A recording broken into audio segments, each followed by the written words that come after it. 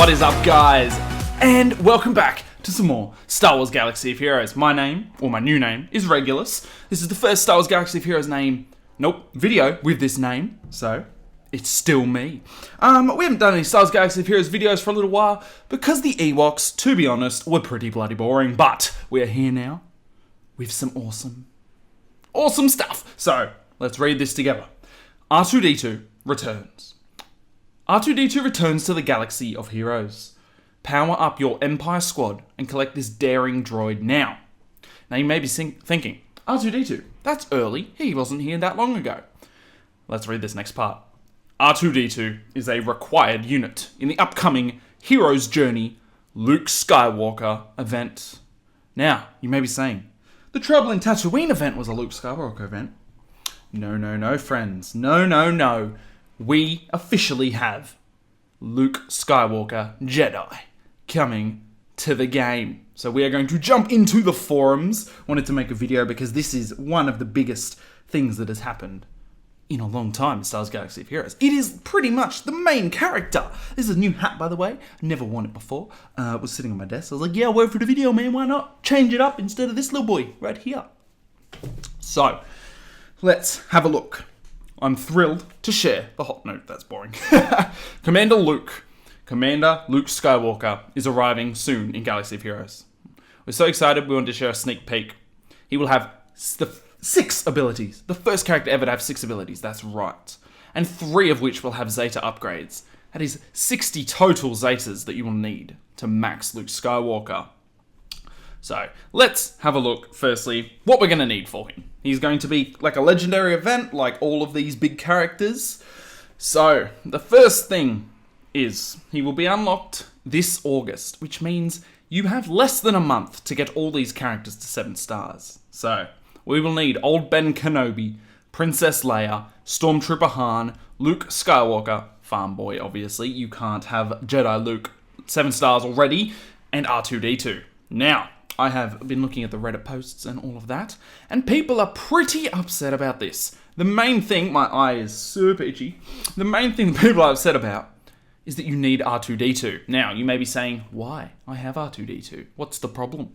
The problem is that, basically, you also then, for R2D2, you need 5 7-star Empire characters, which basically means if you don't already have R2D2, you need 10 7-star characters to get Luke at 7 stars, or 10 5-star characters to get Luke to 5 stars, which is ridiculous. That's a lot, considering they have given us less than a month's notice.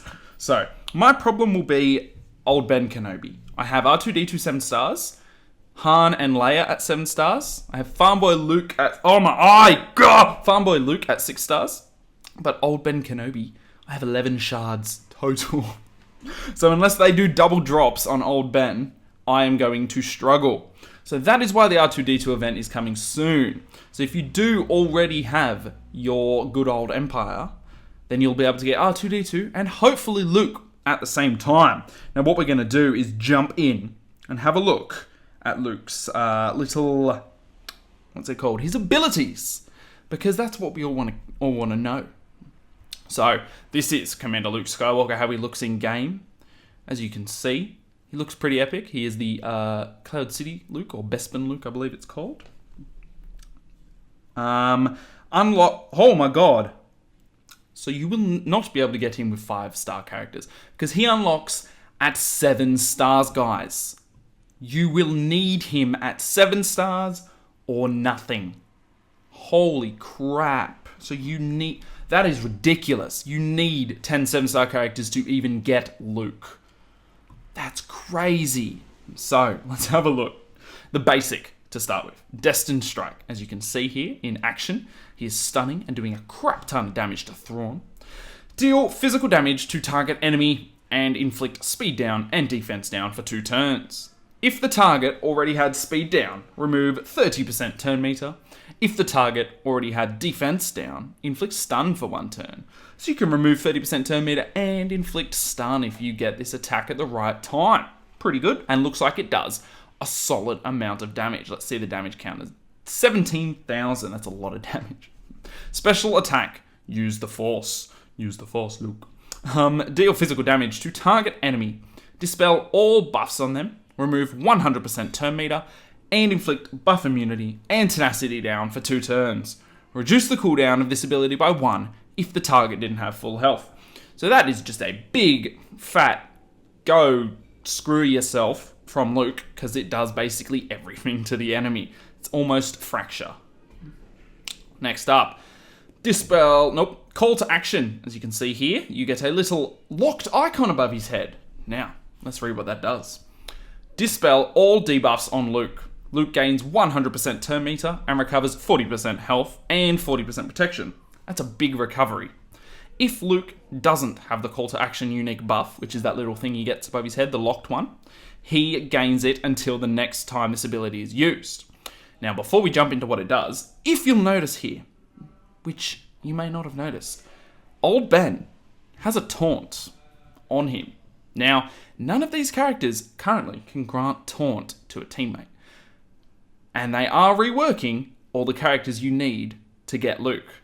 Which means old Ben Kenobi, pretty much confirmed, new Rebel Taunter. Nope, Jedi Taunter, because he's not a Rebel. Awesome, if I don't say so myself. So, call to action. Luke ignores taunts during his turn, has plus 50% accuracy, plus 50% critical chance, and plus 50% critical damage, can't be dispelled or prevented. So this is active until he uses the ability again. Now the thing is, you have a choice basically between attack or defense mode. That's attack mode, and defense mode is, I think, when you don't have that ability activated, which basically, what's it do? I think it gives like defense and stuff like that. I'm not 100% sure. I thought I saw it somewhere, but maybe I'm wrong. Maybe it just gives him that buff, and you know. Anyway, his leader ability, which is probably what he'll be used for. Rebel allies have plus 50% counter chance. That's always good. Counter chance is always a nice little thing. Plus 50% defense, lovely, and plus 15% offense. Already a really good leader ability. Then, this is where it becomes a great leader ability. When an enemy resists a detrimental effect. So when they resist an effect that would give them a debuff but doesn't, Rebel allies gain 5% turn meter. So if you're going up against a team that runs tenacity, or like a Chirrut team, or a Rex, a Rex lead or Rex on the team, you are going to have a good time with Luke, because every debuff that doesn't get afflicted on them, you will gain 5% turn meter for all Rebel allies. You're going to be gaining turn meter out to your butt. So, next up, unique ability, Learn Control. There's so many abilities here. While Luke doesn't have call to action, here we go. This is what happens when he doesn't have it on. He has plus 50% counter chance, plus 50% critical avoidance, plus 50% defense, plus 100% tenacity, and gains 10% turn meter whenever another Rebel ally takes damage. So do you want him as a defensive super tanky boy, or do you want him as a destroy everyone and take hits and do hits type of guy? That's up to you if you use this ability or not. And finally, we have his unique ability number 2. It binds all things. Luke has 40% potency. Great. Whenever Luke resists a detrimental effect, he recovers 5% health and 5% protection. That's ridiculous. Whenever Luke inflicts a debuff, he gains 10% turn meter, and other allies gain half that amount. What the hell? So basically, if you run him in defense mode, so Learn Control, he has a 100% tenacity, which means you pretty much can't get debuffs on him, I'm pretty sure. Which means he will be gaining 5% protection and 5% health whenever he resists a detrimental effect. You go up against a Zeta lead or a Vader lead, you will be gaining more protection and health than they can take away from you. Not to mention, you'll be gaining 10% turn meter whenever one of your allies takes damage. Your Rebel allies.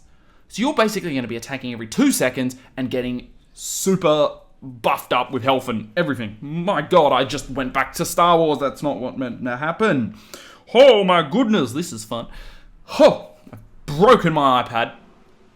What is happening? Please stop, you stupid device. General strategy, we don't care. you use it with a rebel team. He is a rebel. He is pure rebel, boys. Pure rebel. You can read that if you want. I'm not going to read it because I don't care that much. But you'll see. He is not classed as a Jedi currently. He is a rebel and an attacker. If you see here on this little picture on the right, a rebel and an attacker. He is not a Jedi. I'm not sure if they'll give him the Jedi tag or not, but currently he's not. Why is my iPad broken? You know why it's broken, actually. Because it's like 4 years old or something. It's terrible, but we're going to have a look at the characters we need. You know, StormTrooper Han, Princess Leia, Luke, Farm Boy, R2D2, and old Ben. So, I'm going to go, into my favorites, because I've favorited the characters. There we have R2D2, who I have at 7 stars, and I think he'll be pretty ready. If I can farm some of these, I might level him up. Maybe even give him a Zeta'd if it's necessary. We have StormTrooper Han. He is gear 9 at the moment. Gear 8 at the moment. Will be gear 9 soon, hopefully. We have Leia, who is currently gear 7, and hopefully gear 8 soon. 7 stars again. Luke, Farm Boy, 13 out of 100 for 7 stars, and he is almost gear 9. And then we have the classic Obi-Wan, who I have 13 out of 80 shards, and I can't favourite him because I don't have him, and he is going to be my struggle. I'm going to have to be spending all the crystals I earn. I am free to play mostly. All the crystals I earn on getting him leveled up. But guys, if you are wanting to do the R2D2 event as well, if you do not have your Rebel characters, there is the Rebel packs. Would not recommend buying them, but if you desperately feel like... no, not Rebel, Empire packs. If you desperately feel like Luke is the character you need, then I suppose you can spend it, but man, it's a lot. And even if you don't have the Rebels, I wouldn't say it's worth it. And then Ewoks were just a complete friggin' waste of time, and they better come in handy because I was farming Ewoks when I could have been farming this Rebel team if they'd let us know earlier, but they want all the friggin' money. Anyway, guys, I hope you enjoyed this video. I hope I get Luke, but I probably won't, and I'm gonna cry, because he's the one character everyone wants, and the one character most people won't get. Anyway, guys, peace out, and please leave a like if you're a sad person, because you won't be able to get him, or you feel like you won't be able to get him, or it's just... I don't know what I'm talking about. This video went on for too long, and I'm just rambling. It's like 12 minutes. Crap. Bye.